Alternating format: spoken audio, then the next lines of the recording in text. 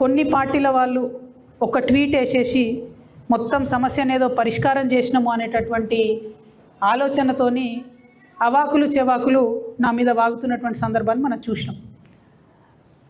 ఒక ఆడపిల్ల విషయం వచ్చినప్పుడు, అది కూడా ఒక మైనర్ అమ్మాయి విషయం వచ్చినప్పుడు, సమాజంలో బాధ్యతాయుతమైనటువంటి ప్లేస్లో ఉన్న ప్రతి ఒక్కరం కూడా కొంత సంయమనం పాటించాలి.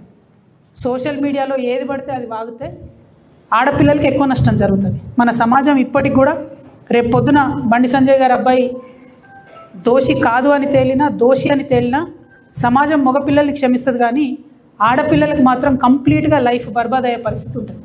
ఇవాళ బీఆర్ఎస్ పార్టీ సోషల్ మీడియా చేస్తున్న అత్యుత్సాహంతో ఏం జరిగింది, బండి సంజయ్ వారి సైడ్ నుంచి వాళ్ళు ఆ ఆడపిల్ల మొత్తం వీడియోలు, ఫేసులు, ఫోటోలు మొత్తం బయట పెట్టారు. అంటే ఒక అమ్మాయి, ఆమె మైనరో కాదో అనేటటువంటి చర్చ ఉంది.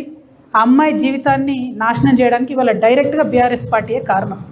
ఏం అవసరం ఉంది, అంత అత్యుత్సాహం ఏముంది? ఇష్యూ సాల్వ్ చేయనియండి. మాట్లాడుతున్నారు కదా, డెఫినెట్గా ఆడపిల్ల పక్షమే ఉంటాం. మన తెలంగాణ సమాజంలోనే అది ఉన్నది, ఆడపిల్ల పక్షమే ఉంటాం. కానీ ఇవాళ ఆడపిల్ల జీవితం నాశనం అవడానికి కారణం ఎవరు? ఎందుకు అమ్మాయి ఫోటోలు బయటికి రావాలి, అమ్మాయి వీడియోలు బయటికి రావాలి? నేను పోలీస్ శాఖ వారిని కోరుతా ఉన్నాను, ఎవరెవరైతే ఆ అమ్మాయి ఫోటోలు, వీడియోలు పోస్ట్ చేసిండ్రో ఆ సోషల్ మీడియా అకౌంట్స్ బ్లాక్ చేయండి, వారిని ఖచ్చితంగా అరెస్ట్ చేయండి.